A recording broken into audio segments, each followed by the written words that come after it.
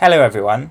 As you may know, we were due to have a CommuniCake slice at the end of March, but due to coronavirus, we had to cancel that.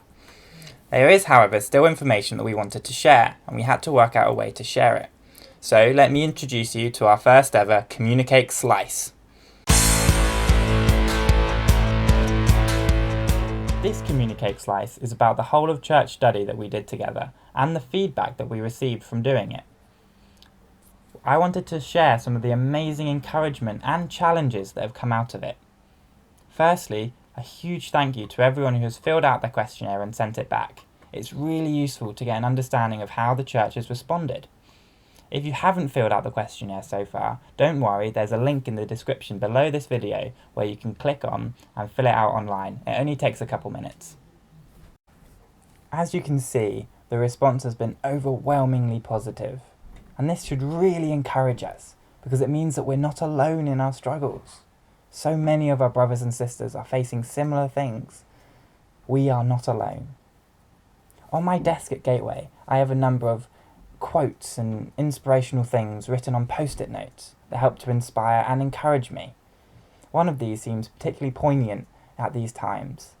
Our slogans will be tested. It cannot be mere coincidence that having just finished a study on when faith gets shaken, we now find ourselves in a time where our faith is being shaken. As team ministers Jason, Terry and I are all feeling overwhelmed, confused and stressed, but we know that we're not alone. So many of us are asking, God, where are you in this? We have no peace and we have no idea how to be courageous. We're feeling guilty that we aren't doing enough. We're angry at each other, ourselves, and at God. And dreaming again, that just feels impossible.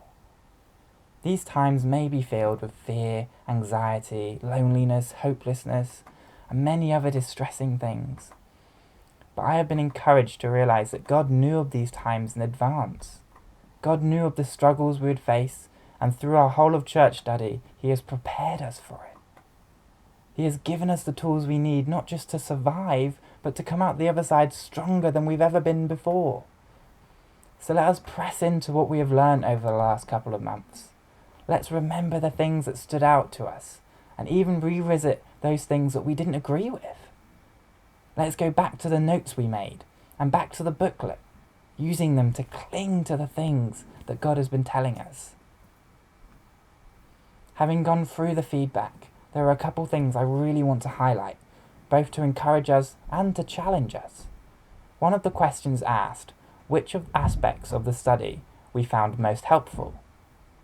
Without a doubt, the videos and the discussion were the most helpful to us. This graph shows just how helpful we found these two aspects. And looking at the reason we gave for this, the overwhelming response is that of personal testimonies. Hearing real and honest stories is powerful and massively helps us in our journey with Christ. Sharing our struggles with each other helps us to realize that we are not alone.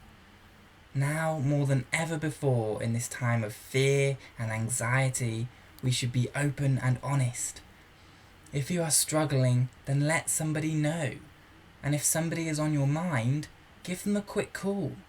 Social distancing does not need to mean social isolation. We may be apart, but we do not need to be alone. At present, it may be more difficult to interact with each other, so those phone calls and video chats that we are having need to be that much more real, honest and personal. I truly believe we can come out of this as a stronger community than the one that went into it. Finally, if we look at the graph again, you may notice that prayer was the least voted for. There are perhaps two conclusions that we could take from this. Either prayer is just not helpful, and we know this isn't true. So it must be that the way we do prayer is perhaps not as helpful as it could be. I do not have any answers to this, but I do believe that prayer is an infinitely powerful tool at our disposal. So I want to really encourage all of us to be thinking about prayer. It's a brilliant thing to be talking about and discussing with each other during our phone calls and video chats. I struggle to think of a better way of starting an honest and open conversation than by asking somebody how their prayer life is going. And talking about prayer often leads us into prayer. Now that interacting with each other has become more difficult, let's spend the time interacting with God. Regardless of our current relationship with God, there is always more of Him that we can delve into and experience. We often hear people saying, "You're never truly alone when you're with God." But now is an opportunity to understand what that actually means and to experience it on a personal level. We're trying a couple new things at Gateway in order to help with our prayer life. One of these is the app called PrayerMate. It's going to be replacing our prayer chain. It's a way for us to log on and post prayer requests to each other and respond to them saying, "I'm praying for this," or "This has come to mind." It's a great way in order to pray for each other and to support each other and to be a prayer community. On Monday, information about this was sent around to everyone on the prayer chain. If you haven't got involved yet, please do get in touch through the email that was sent out, or you can email me at ben@gatewaychristianchurch.org.uk. Secondly, we're having a daily prayer sign-up sheet in order to cover our local community in prayer. Information about this was sent from the oversight last week. Please take a look and sign up if you can. It's an amazing and brilliant opportunity to cover our local community in prayer and come together as a prayer community. So please do take a look and sign up. Finally, I want to end with a prayer and a favourite Bible verse of mine. Father God, thank you for the study we've done, and thank you for preparing us for this time through that study, as well as all the other amazing things you did during that time.